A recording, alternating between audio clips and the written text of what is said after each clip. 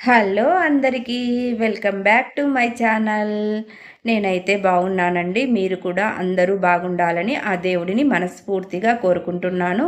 ఈరోజు వీడియో ఏంటంటే స్త్రీలు రాత్రి పడుకునే ముందు చేయవలసిన కొన్ని పనుల గురించి అండి.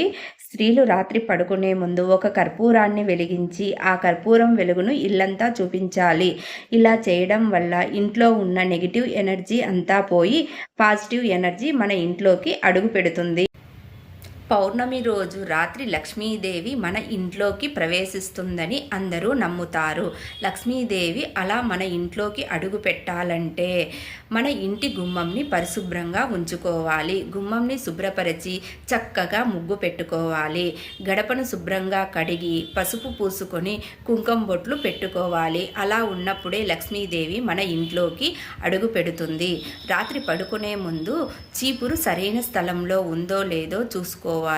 చీపురును ఎప్పుడు సరైన స్థలంలోనే ఉంచాలి. చీపురును ఎప్పుడు నిటారుగా ఉంచకూడదు. అలా ఉంచడం వల్ల లక్ష్మీదేవికి కోపం వస్తుంది. చీపురును ఎవరికి కాళ్ళు తగలని చోట పెట్టుకోవాలి. చీపురును అడ్డంగా ఉంచాలి, నిటారుగా ఉంచకూడదు. దేవుడి గదిని ఎప్పుడు పరిశుభ్రంగా ఉంచుకోవాలి.